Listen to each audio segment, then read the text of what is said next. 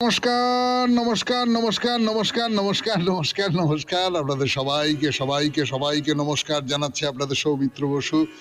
সবাইকে অজস্র শুভকামনা জানাচ্ছে, সবাইকে স্বাগত জানাচ্ছে আজকের এই শরণাগত অনুষ্ঠানে এবং সবাইকে শুভ সকাল জানাচ্ছে। শুভ হোক, শুভ হোক, সকলের শুভ হোক, সকলের মঙ্গল হোক, সকলের কল্যাণ হোক, সকলের ভালো হোক, সকলের ভালো হোক, সবটা ভালো হোক, সবটা ভালো হোক, এইটা প্রার্থনা করি। হবে না, কোনোদিন হবে না, ভালো মন্দ মিশিয়েই এই জীবন, এই পৃথিবী, কিন্তু এই প্রার্থনাটা তো করব যে না, সবাইকার ভালো হোক, আমার ভালো হোক, আপনার ভালো হোক, যে আপনার শত্রু আমার শত্রু বলে মনে করছি তারও ভালো হোক। হ্যাঁ, তো এবার বেণীমাধব শীলের পঞ্জিকা অনুযায়ী আজকের দিনটার কথা বলি। আজকে 31শে আষাঢ় 1432, ইংরেজির 16ই জুলাই 2025। আজ বুধবার, ষষ্ঠী। সূর্যোদয়ের সময় ভোর 5:04, সূর্যাস্তের সময় সন্ধে 6:22। নক্ষত্র পূর্ব ভাদ্রপদ। আজকে জন্মে মীন রাশি, বিপ্রবর্ণ, নরগণ। শেষ রাত্রি 4:54 গতে, দেবগণ। আমাদের হোয়াটসঅ্যাপে চিঠি পাঠাবার নাম্বার 9831922927। চিঠির গোড়ায় অতি অবশ্যই SG লিখতে হবে। এবারে বলি আজকের অনুষ্ঠান সম্পর্কে। অনুষ্ঠান সম্পর্কে মানে প্রথমে তো পুরাণ চিরন্তন। পুরাণ চিরন্তনে আমরা নকুলের কথা বলছিলাম। নকুল সম্পর্কে বলুন তো, সত্যি সত্যি আমরা নকুল সম্পর্কে এটা জেনেছি যে চতুর্থ পাণ্ডব, দেখতে খুব ভালো ছিলেন, এটাও হয়তো শুনেছি আমরা। তার বাইরে হয়তো নকুল সম্পর্কে সাধারণভাবে আমাদের খুব একটা আগ্রহ হয়নি। তো এখানে একটু খুঁজে খুঁজে নকুল সম্পর্কে আরো কিছু কথা বলা গেল আপনাদের, তাতে একটা রক্ত মাংসের মানুষের চেহারা পাওয়া গেল। এইবারে আমরা যে বিষয়টা নিয়ে কথা বলবো সেইটা হঠাৎ মনে হলো এটা নিয়ে একটু কথা বলি। আমি বিষয়টা বলেই দিই। বিষয়টা হচ্ছে প্রায়শ্চিত্ত। প্রায়শ্চিত্ত শব্দটা আমরা নানানভাবে ব্যবহার করি। তো আমাদের প্রাচীন যুগে প্রায়শ্চিত্ত শব্দটার ব্যবহার ছিল একরকম করে, সেগুলো তো আমরা দেখবো। আমরা নিজেরাও বলি যে এত পাপ করছো, তার তো প্রায়শ্চিত্ত করতে হবে কোথাও, অর্থাৎ কোনো একটা পাপ করলে তার একটা প্রায়শ্চিত্ত করতে হয়। এই ধারণাটা যুগ যুগ ধরে হয়ে এসেছে। আজকেও আমরা সেই ধারণাটা পোষণ করি এবং বলি না, একজন লোক খুব একটা সময় খুব খারাপ ধরনের লোক ছিল, সে খুব দুঃখ কষ্টে পড়েছে, আমরা বলি ও প্রায়শ্চিত্ত করছে, তো আগে যা যা করেছে। তো প্রায়শ্চিত্ত নিয়ে আমাদের প্রাচীন যুগের মানুষ যারা আমাদের পূর্বপুরুষ, তারা কি ভেবেছেন না ভেবেছেন তাই নিয়ে কথা বলা শুরু করব। তারপরে চলে যাব স্বামী বিবেকানন্দের রচনা থেকে পাঠ, আত্মা, এই হলো তার বিষয় নিয়ে যে বক্তৃতা দিয়েছেন তার বাংলা অনুবাদ। তারপরে স্বামী রঙ্গনাথানন্দজি, তিনি গীতার ব্যাখ্যা করবেন, তার পূর্বের অংশটা নিয়ে তার যে কথা, সেই কথা তার খানিকটা পড়ে শোনাবো আপনাদের। শোনাবো মানসিক চাপ জয় করার উপায় নিয়ে স্বামী গোকুলানন্দজির রচনা থেকে পাঠ, চিঠিপত্র এবং শেষে বাইরে দূরে। তাহলে এই হলো আজকের অনুষ্ঠান সূচি। আপাতত একটু গান শুনি, গানের পর পুরাণ চিরন্তন, প্রায়শ্চিত্তের কথা। প্রায়শ্চিত্তের কথা বলবার জন্য ফিরে এলাম 92.7 বিগ FM এ শরণাগত অনুষ্ঠানে। আমি আছি আপনাদের সঙ্গে, আপনাদের সৌমিত্র বসু। প্রায়শ্চিত্ত মানে কি, এই নিয়ে নানান রকমের জটিল তত্ত্ব আছে। কারণ প্রায়শ্চিত্ত এই শব্দটা যা দেখলাম যে প্রাচীন যে ব্যাকরণ, সেই ব্যাকরণের নিয়মটা পুরোটা মানছে এমনটা নয়। তার ফলে এর মধ্যে নানান রকম এটা ওটা তাই নিয়ে তর্ক বিতর্ক, তা সেগুলো সকালবেলা আপনাদের শুনিয়ে ধৈর্য ভঙ্গ করবার কোনো মানে হয় না। খুব সোজা কথায় আমি যদি বলি, তাহলে পাপ পাপ হলে তবেই তো প্রায়শ্চিত্ত। পাপ সম্পর্কে এক রকমের নিশ্চয় তৈরি করবার নাম হলো চিত্ত, যে হ্যাঁ এইটা পাপ, একটা নিশ্চয়তার বোধ তৈরি করা। তাকে বলে চিত্ত। আর সেই পাপ সংশোধন করবার জন্য যে কষ্ট করা হয়, সেই পাপ সংশোধন করবার জন্য যে কৃচ্ছ সাধন করা হয়, তাকে বলে প্রায়। তার মানে প্রায়শ্চিত্ত কথাটার মানে হচ্ছে এই যে পাপ সম্পর্কে ধারণা তৈরি করা, নিশ্চয়তার বোধ তৈরি করা, আর সেই বোধটা তৈরি করে কৃচ্ছ সাধন করা, এই হলো প্রায়শ্চিত্ত। মানে খুব সোজা কথায় যেটা বলা হচ্ছে সেটা হচ্ছে প্রায় কথাটার মানে পাপ, আর চিত্ত মানে হচ্ছে তার শোধন। তো এই হলো প্রায়শ্চিত্ত। এখন প্রায়শ্চিত্ত কথাটা তো নতুন কিছু নয়, এমনকি এটা যে ভারতবর্ষে মধ্যযুগীয় কোনো সংস্কারও নয়। মধ্যযুগের অনেক আগে থেকে প্রায়শ্চিত্তের ধারণা ছিল। মধ্যযুগে যখন আমাদের সমাজ খুব একটা ছোট ঘেরা গণ্ডির মধ্যে এসে পড়েছিল, মানে এইটা করলে এইটা হবে, এইটা করলে ওইটা হবে, এই নানান রকম সহস্র বিধিনিষেধ দিয়ে মানুষ যখন ঘরের মধ্যে বন্দী হয়ে যায় তখন সহস্র বিধিনিষেধের মধ্যে পড়ে যায়।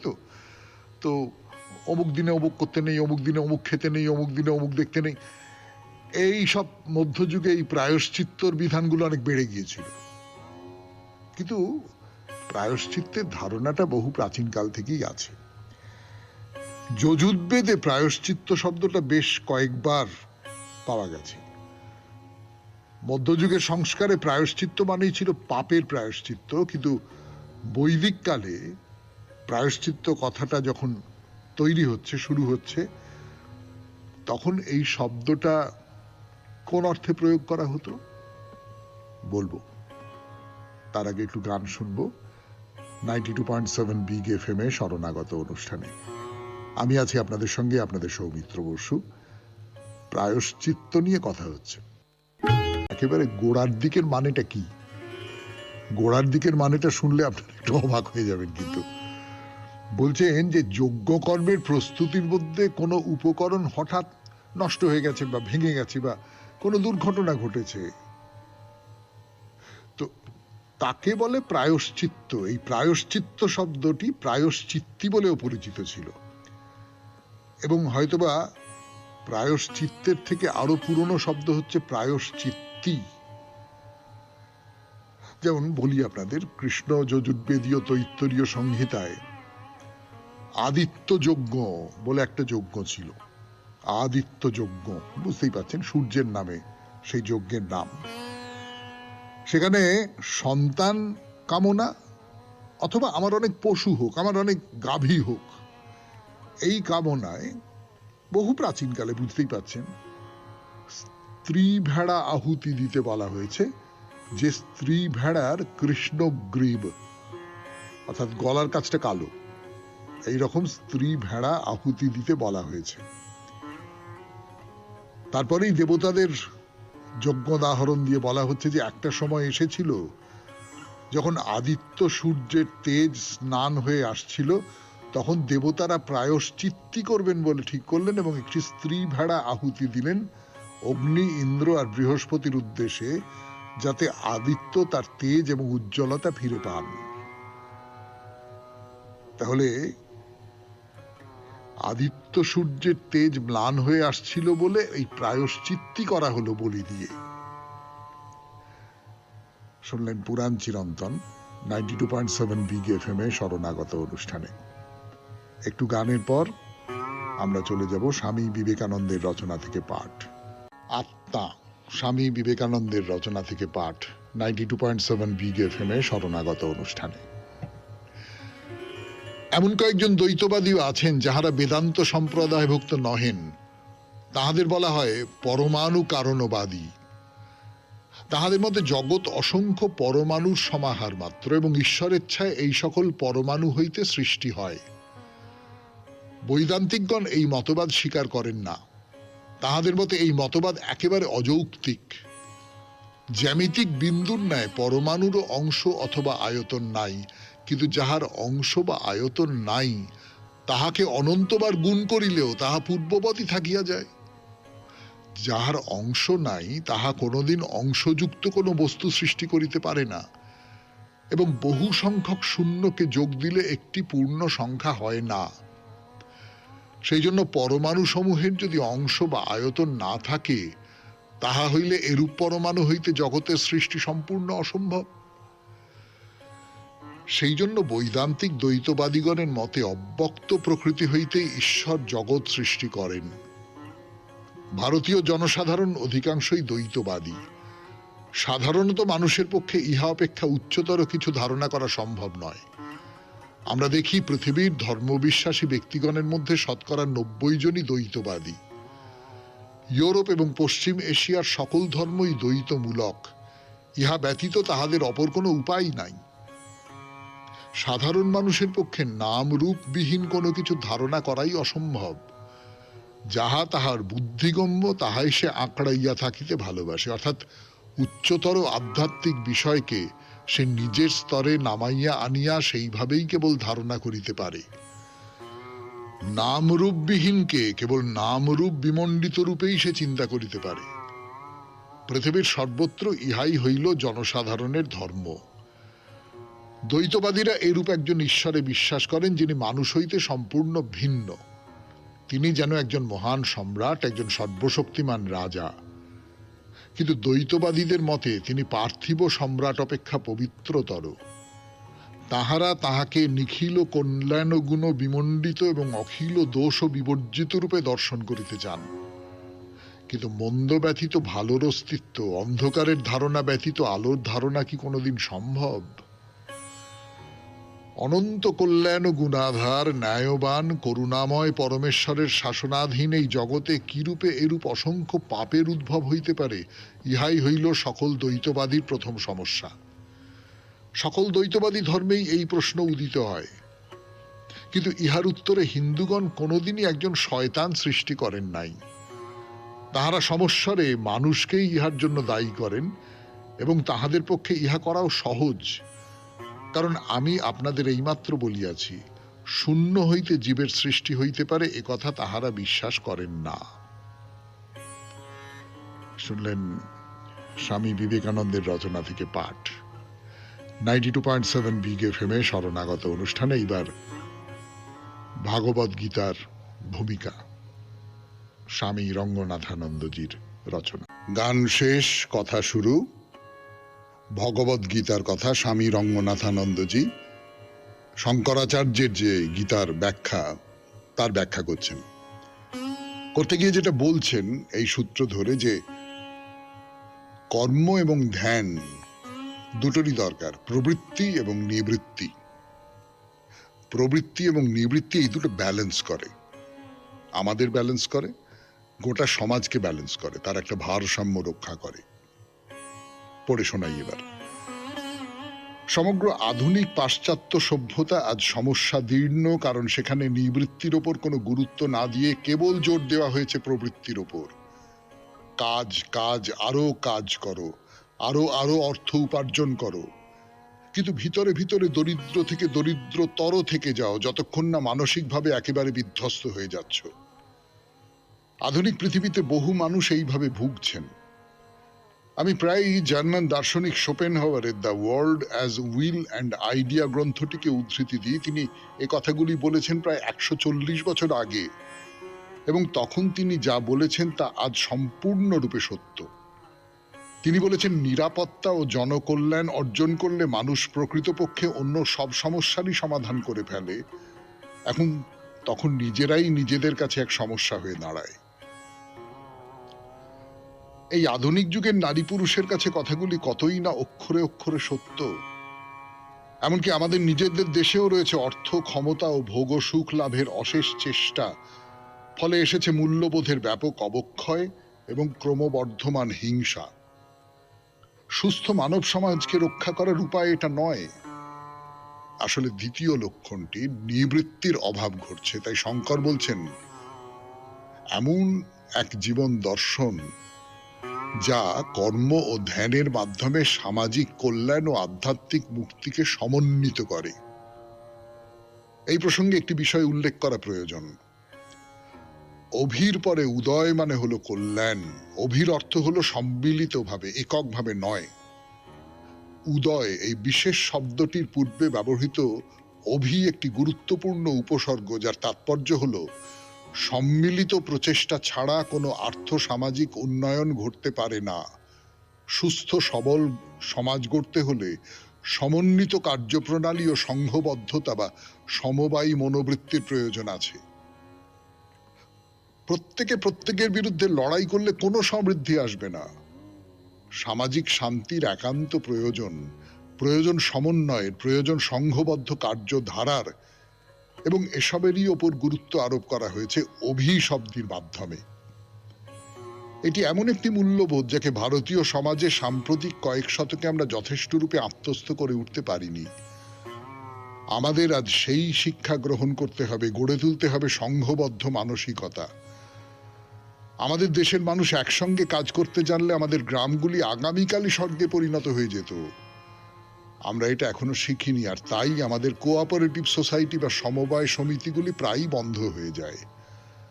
সমবায়ী কোনো মানসিকতাই না থাকলে কি করে সমবায় আন্দোলনকে সফল করে তোলা যাবে? শুনছেন স্বামী রঙ্গনাথানন্দজির রচনা ভগবদ গীতার ব্যাখ্যা, শঙ্করাচার্যের যে ব্যাখ্যা, সেই ব্যাখ্যা অবলম্বনে তিনি তার কথা বলছেন। ফিরে আসছি গানের পর 92.7 বিগ এফএম এ শরণাগত অনুষ্ঠানে। ভগবদ গীতা, স্বামী রঙ্গনাথানন্দজি পড়ে শোনাচ্ছি 92.7 বিগ এফএম এ শরণাগত অনুষ্ঠানে। এই দুই মার্গের ফল অভ্যুদয় ও নিঃশ্রেয়স। অতএব উদয়ের সঙ্গে যুক্ত অভি শব্দটি অতি গুরুত্বপূর্ণ। এতে সমষ্টিবদ্ধতার উপর জোর দেওয়া হয়েছে। আমাদের শিখতে হবে গ্রামে আমাদের প্রতিবেশীদের সঙ্গে কিরূপ ব্যবহার করা উচিত। তাদের সঙ্গে শান্তিতে বসবাস করে সবাই মিলে গ্রামগুলিকে উন্নত করে তোলা যায়। পয়ঃপ্রণালীর উন্নয়ন, ভালো ভালো রাস্তাঘাট, উৎকৃষ্টতর আবাসন, সকলের জন্য পর্যাপ্ত খাদ্য ও উপযুক্ত শিক্ষা, এসবই আমরা অর্জন করতে পারি কেবল সকলে একসঙ্গে মিলেমিশে কাজ করলে। এভাবেই আমাদের পঞ্চায়েত ও পুরসভাগুলিকে সুস্থ সবল করে তোলা যায়। এইভাবেই গড়ে তোলা যায় নতুন এক সুস্থ সবল প্রাণবন্ত ভারতবর্ষ। তাই এই অভ্যুদয়ের দর্শন একান্তভাবে গুরুত্বপূর্ণ। পাশ্চাত্য এটিকে অনেকটাই আয়ত্ত করে ফেলেছে। আমরা তাদের কাছ থেকে শিখতে পারি কিভাবে এই দর্শনকে আমাদের দেশে প্রয়োগ করা যায়।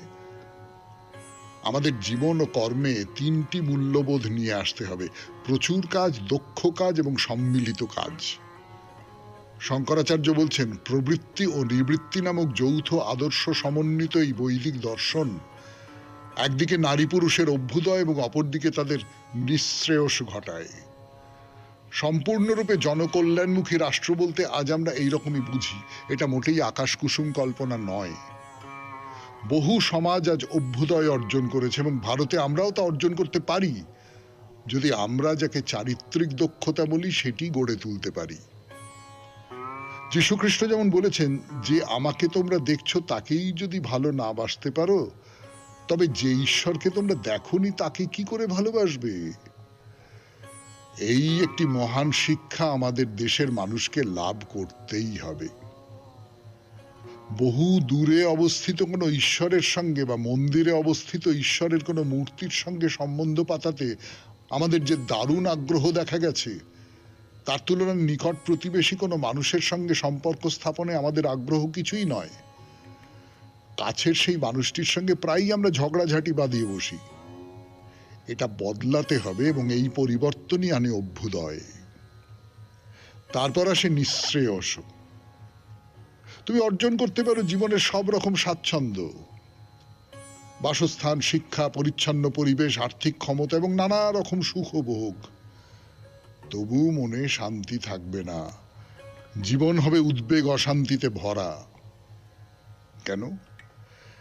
কারণ তুমি একটি জিনিস পাওনি, তোমার প্রকৃত সত্তাকে তুমি জানতে পারোনি, চেনোনি তোমার অন্তরস্থিত দৈব স্ফুলিঙ্গটিকে। তোমার ভর কেন্দ্রটি সবসময়ই তোমার বাইরে রয়ে গেছে।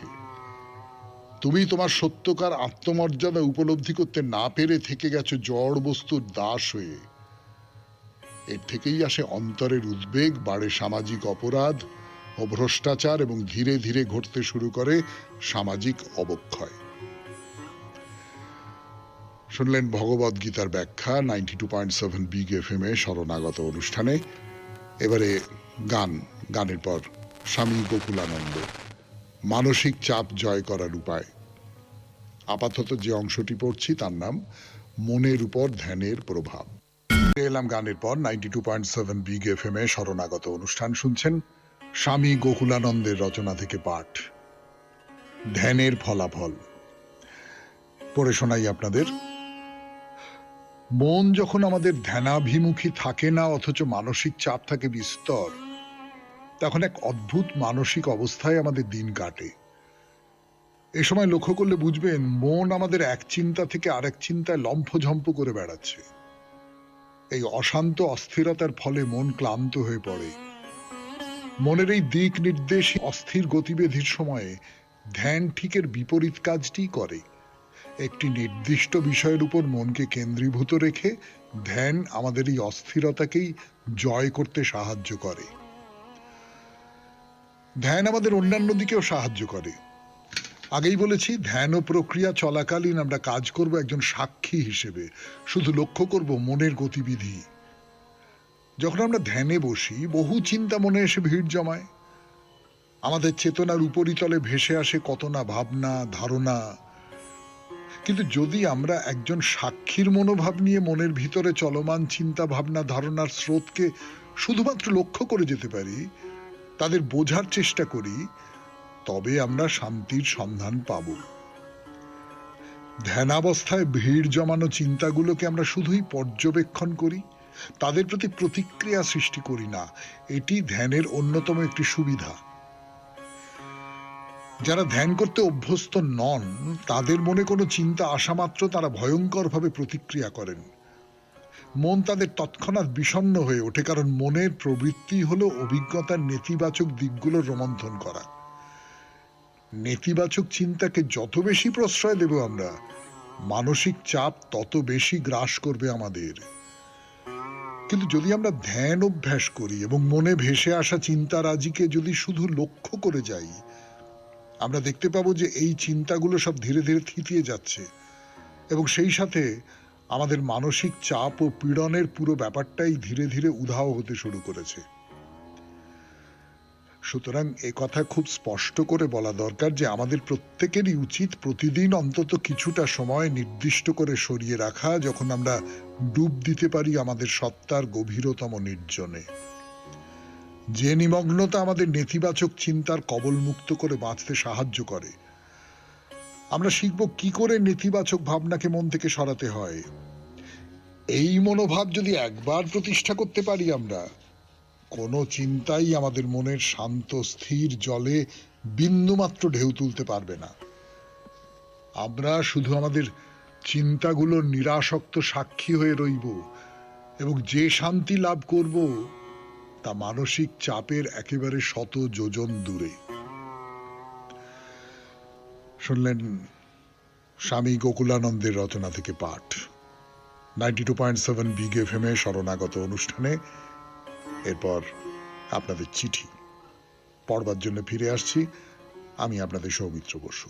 2.7 বিগ এফএম এ শরণাগত অনুষ্ঠানে এইবার আপনাদের চিঠিপত্র। চন্দন নাগরিক ডক্টর কেশব সিংহ রায় চিঠি লিখেছেন চন্দননগর থেকেই। পড়ে শোনাই সেই চিঠি। সুপ্রভাত সৌমিত্রবাবু, চন্দননগর থেকে ডক্টর কেশব সিংহ রায়।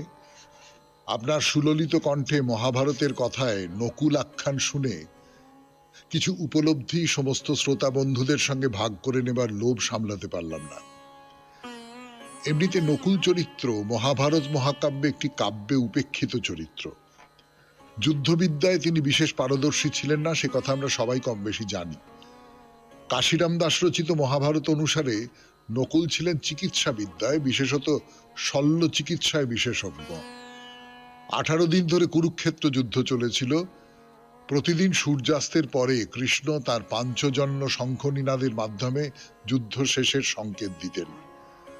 তারপরে নকুল তার দলবল মেডিকেল টিম নিয়ে যুদ্ধক্ষেত্রে প্রবেশ করতেন এবং যুদ্ধে আহত সমস্ত সৈনিকদের চিকিৎসার মাধ্যমে সেবা করতেন। 18 দিন ধরে এই ছিল নকুলের দৈনন্দিন কাজ। আমরা আমাদের বাবা মায়ের 5 সন্তান, 5 ভাই। আমাদের এলাকায় পঞ্চপাণ্ডব বলেই পরিচিত, এবং তার মধ্যে চতুর্থ ভ্রাতা আমি চিকিৎসক, শিক্ষক চিকিৎসক। আমাদের এলাকায় মহাভারতের নকুলের মতো আমিও আমার চিকিৎসা বিজ্ঞানের স্বল্প জ্ঞান সম্বল করে চিকিৎসা সেবাতে নিয়োজিত আছি। বাবা মায়ের আশীর্বাদ মাথায় নিয়ে এবং আপনাদের সবার শুভেচ্ছাকে পাথেয় করে বিভিন্ন মেডিকেল কলেজে ডাক্তার তৈরির কাজেও লিপ্ত আছি। সবাইকে ভক্তিপূর্ণ প্রণাম জানাই। ডাক্তার কেশব সিংহ রায়, চন্দন নাগরিক। কেশববাবু, আপনি যে ডাক্তার চিকিৎসক এটা জানা ছিল, এবং আপনি যে চিকিৎসাকে একটা ব্রত হিসেবে নিয়েছেন সেটাও আমরা এর আগে চিঠিপত্রের সূত্রে জেনেছি। নকুলের সঙ্গে এই তুলনাটা আমার খুব চমৎকার লেগেছে, খুবই ভালো। এই দিকটা আমার জানা ছিল না, যে এই যে 18 দিন ধরে নকুল তার মেডিকেল টিম নিয়ে আহতদের শুশ্রূষা করতেন, এই কথাটা জানিয়ে আপনি খুব ভালো করলেন। অনেক ধন্যবাদ আপনাকে। এইবার তাহলে বাইরে দূরে 92.7 বিগ FM এ শুনছেন শরণাগত। এলাম 92.7 বিগ FM এ শরণাগত অনুষ্ঠানে। আমি আছি আপনাদের সঙ্গে, আপনাদের সৌমিত্র বসু। আমরা এখন বাইরে দূরেতে প্রবেশ করেছি। বাইরে দূরে মানে মাকড়াপাড়া। মাকড়াপাড়া জলপাইগুড়ি জেলার ভুটান সীমান্তে, আলিপুরদুয়ারের কাছে। সেইখানে একটি মন্দির, মা কালীর মন্দির, মাকড়াপাড়া মন্দির। তো চলতে চলতে চলতে চলতে এসে পড়েছি মন্দিরের সামনে। ওই দেখুন সামনেই মন্দির, মানে সামনেই মন্দিরের সিঁড়ি উঠে গেছে, একবারে টানা লম্বা সিঁড়ি উঠে গেছে। আপনি যেখানে দাঁড়িয়ে আছেন সেখান থেকে পরপর পরপর ধাপে ধাপে ধাপে ধাপে উঠে গেছে। ধরে নেওয়া যাক একটা টিলার উপরে মন্দির, অর্থাৎ বেশ অনেক কটা সিঁড়ি আপনাকে পার হতে হবে। কটা সিঁড়ি তো গুনতে গুনতে গুলিয়ে যাবার দশা। মোটামুটি ভাবে ধরে রাখুন গোটা 30 সিঁড়ি তো বটেই। এবং বহুদূর থেকে চোখে পড়ে যেটা, সেটা হচ্ছে সিঁড়ির রং একেবারে টকটকে লাল। চারপাশে মাটি, গাছপালা ইত্যাদি ইত্যাদি, তার মধ্যে দিয়ে খাড়া উঠে গেছে সিঁড়িটা। এবং কালী মন্দিরটা হচ্ছে ওই সিঁড়ির ওপরে। সেই মন্দিরটার রঙও লাল, টকটকে লাল। আর মন্দিরের সামনে যতটা দিক থেকে দেখা যায় লাল রং রেলিং, তার দেওয়ালটা এই সিঁড়ির মাঝখান দিয়ে একটা বাধা দেওয়া রয়েছে, একটা রেলিং দেওয়া রয়েছে, মানে সিঁড়ির দুপাশ দিয়ে যাতায়াত করা যাবে, মাঝখানে একটা রেলিং আছে, সেই রেলিংটাও লাল রঙের। আর দুপাশে তো রেলিং আছেই, অতটা উঁচুতে তো সিঁড়িটা উঠে যাচ্ছে, ফলে রেলিং রাখতে হয়েছে। রেলিং এর গায়ে গায়ে গায়ে গায়ে সব পতপত পতপত করে উঠছে পতাকা, তার মধ্যে দিয়ে এগিয়ে যাচ্ছেন আপনি। এই পতাকায় শিবের মুখ আঁকা রয়েছে, অন্য রকমের পতাকা, খুব সুন্দর। উত্তরবঙ্গে তো পতাকা একটা খুব গুরুত্বপূর্ণ ব্যাপার, যে কোনো মন্দিরে, যে কোনো দেবস্থানে পতাকা একটা খুব গুরুত্বপূর্ণ ব্যাপার। এটা অবশ্য হিন্দু মন্দির, কিন্তু এখানে ওই পতাকা ব্যবহার করা হয়েছে। তাহলে চলুন সিঁড়ি দিয়ে ওপরে উঠে পড়া যাক মন্দিরের দিকে। মন্দির কর্তৃপক্ষ কিন্তু খুব সচেতন যে অনেকটা পর্যন্ত উঠতে হবে, তো ধর্ম করবার জন্য মন্দিরে যারা দর্শন করতে আসেন তাদের মধ্যে বয়স্ক মানুষ থাকতে পারেন, আর বয়স্ক মানুষদের হাঁটুর সমস্যা তো এখন একেবারে চালুই হয়ে গেছে। আমাদের সকলেরই অল্প বিস্তর একটু হাঁটু জানান দিচ্ছে। ফলে খানিকটা উঠবার পর সিঁড়ির মাঝপথে একটা জায়গা, সেখানে লাল রঙের একটা সিমেন্টের বেঞ্চি রয়েছে, সেটাও টকটকে লাল। তো সেখানে আপনি একটু বসে বিশ্রাম করে নিলেন, সিঁড়ি পেরিয়ে গেলেন, তারপর সামনে মন্দির। ফিরে আসছি গানের পর 92.7 বিগ FM এ শরণাগত অনুষ্ঠানে। একেবারে মাকড়াপাড়ার যে বিখ্যাত মা কালীর মন্দির, সেই মন্দিরের সামনে এসে দাঁড়িয়েছি আমরা। লাল রঙের সিঁড়ি দিয়ে ওপরে উঠে এসেছি। এবার একটা চত্বর, সেটা কিন্তু একদম সাদা মার্বেল পাথর দিয়ে বাঁধানো একটা চত্বর। সেই চত্বরের শেষে আবার কয়েকটা সিঁড়ি আছে, সাদা রঙের সিঁড়ি। সেই সিঁড়ি দিয়ে মন্দিরে উঠে যাওয়া, সেটা এই গোটা 10 সিঁড়ি দিয়ে উঠে গিয়ে মন্দির। দুপাশে রেলিং আছে। আর মন্দিরটা তো আগেই বলেছি একবারে টকটকে লাল রঙের মন্দির, তার চূড়ায় লেখা রয়েছে ওম। আর মন্দিরে ঢোকবার 3টে তোরণ, তার মধ্যে 2টো তোরণ তো লোহার গ্রিল দিয়ে আটকানোই আছে, কিন্তু যেটা মন্দিরে হয় না একটার পর একটা তোরণ থাকে। তো এই তোরণগুলোর গায়ে বাঁদিক থেকে যদি দেখেন তাহলে দেখতে পাবেন লেখা রয়েছে সত্যম শিবম সুন্দরম। আর যেটা খুব চোখে পড়লো, আমার অন্তত চোখে পড়লো, সেটা হচ্ছে মন্দিরের বাইরের দিকে করে বুক করে একটা লাউড স্পিকার রাখা রয়েছে, অর্থাৎ ভেতরে যে পুজো হবে, যা কিছু মন্ত্র উচ্চারণ করা হবে, সেই সমস্ত কিছু ওই স্পিকারের মধ্যে দিয়ে বাইরের মানুষজনও শুনতে পাবেন। না, সেটাই হওয়ার কথা, সেটা হওয়া উচিত। তার কারণ মন্দিরের ভেতরে জায়গাটা তো বেশি নেই, মন্দিরটা তো ছোট, খুব জাগ্রত মন্দির, বহু মানুষ আসেন এবং 2টো আলাদা দেশ থেকে আসেন, ভুটান থেকেও তো আসেন। কিন্তু এই যে মন্দিরটি, এই মন্দিরে যারা দর্শনার্থী আসছেন অনেক সময় খুব ভিড় হয়, তো তারা যেন বাইরের ওই মার্বেল পাথরের বাঁধানো যে চত্বর, সেই চত্বরে বসেও ভেতরে পুজোর স্বাদ পেতে পারেন, সেই জন্য ওই স্পিকারটা রাখা হয়েছে। তো এই যে যেখানে পাথরে বাঁধানো চত্বর, সেখানেই একটি গাছ আছে, ছোট গাছ, খুব যে প্রাচীন সেটাও মনে হয় না, কিন্তু তার তলার দিকটা লাল আর হলুদ হয়ে আছে, ওই যে মানতের লাল হলুদ দড়ি বাঁধা আছে তাতে। এটা একটা আম গাছ। তাহলে বাইরের দিক থেকে দেখা হলো, এবার ভেতরের দিক থেকে দেখি, অর্থাৎ গর্ভগৃহে প্রবেশ করা যাক। প্রবেশ করলেন গর্ভগৃহে। গর্ভগৃহ কিন্তু খুব যাকে বলে জমকালো, ভেতরে রূপলি রেলিং টেলিং দেওয়া রয়েছে, দেবীর থেকে দর্শক যাতে একটু দূরত্বে থাকেন তার ব্যবস্থা রয়েছে। এটা সিংহাসনের মতো যেরকম বেদি থাকে আর কি, দেবতা বা দেবীর বেদি থাকে, সেই রকম একটি বেদি, খুব খুব জমকালো বেদি, এবং সেখানে মা অধিষ্ঠান করছেন। মূর্তিটা খুব বড় নয়, কিন্তু ছোট মূর্তি, এবং ঘোর কৃষ্ণবর্ণা, ঘোর কৃষ্ণবর্ণা, বড় বড় চোখের ফাঁদ, যেরকম হয় কালী মূর্তিতে, যে সেই ফাঁদের ভেতর দিয়ে ওই যে চোখের যে সাদা অংশটা সেইটা বেরিয়ে আসছে, মাথায় একটা উঁচু সোনার মুকুট, মানে মা কালীর মূর্তির যা উচ্চতা, মুকুটটা মানে তার মতো না, তার চেয়ে অনেক ছোট, কিন্তু বেশ উঁচু মুকুট। আর ওই যে কালো মুখ, সাদা চোখ, এইটা দেখে বেশ একটু ভয় করে। বাঁ হাতে উত্তোলিত হয়ে আছে খড়গ, তা তো থাকতেই হবে, কিন্তু আজকে আর সময় নেই, এইবারে শেষ করতে হবে আজকের শরণাগত। আমাদের হোয়াটসঅ্যাপে চিঠি পাঠাবার নাম্বার 9831922927। চিঠির গোড়ায় অতি অবশ্যই SG লিখতে হবে। রবীন্দ্রনাথের কবিতা দিয়ে শেষ করব। কথা কও, কথা কও, অনাদি অতীত অনন্ত রাতে কেন বসেছে রও, কথা কও, কথা কও। যুগ যুগান্ত ঢালে তার কথা তোমার সাগর তলে, কত জীবনের কত ধারা এসে মিশায় তোমার জলে, সেথা এসে তার স্রোত নাহি আর, কল কল ভাস নীরব তাহার, তরঙ্গহীন ভীষণ মৌন তুমি তারে কোথা লও, হে অতীত তুমি হৃদয়ে আমার কথা কও, কথা কও, কথা কও, কথা কও।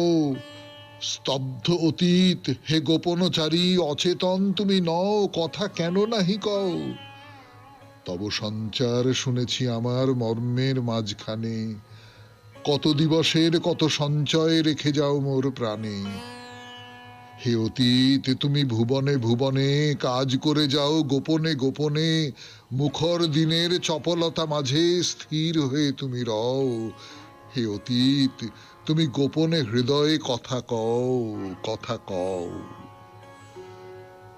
কথা কও, কথা কও, কোনো কথা কবু হারাওনি তুমি, সব তুমি তুলে লও। কথা কও, কথা কও। তুমি জীবনের পাতায় পাতায় অদৃশ্য লিপি দিয়া পিতামহদের কাহিনী লিখিছ মজ্জায় মিশাইয়া। যাহাদের কথা ভুলেছে সবাই, তুমি তাহাদের কিছু ভুলো নাই। বিস্মৃত যত নীরব কাহিনী স্তম্ভিত হয়ে বও।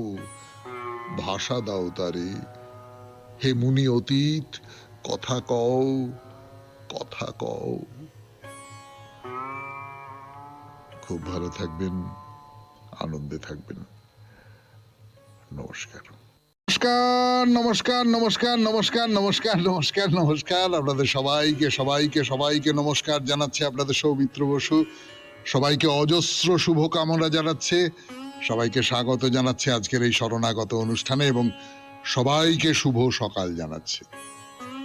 শুভ হোক, শুভ হোক, সকলের শুভ হোক, সকলের মঙ্গল হোক, সকলের কল্যাণ হোক, সকলের ভালো হোক, সকলের ভালো হোক, সবটা ভালো হোক, সবটা ভালো হোক, এইটা প্রার্থনা করি। হবে না, কোনোদিন হবে না, ভালো মন্দ মিশিয়েই এই জীবন, এই পৃথিবী, কিন্তু এই প্রার্থনাটা তো করবো যে না, সবাইকার ভালো হোক, আমার ভালো হোক, আপনার ভালো হোক, যে আপনার শত্রু আমার শত্রু বলে মনে করছি তারও ভালো হোক।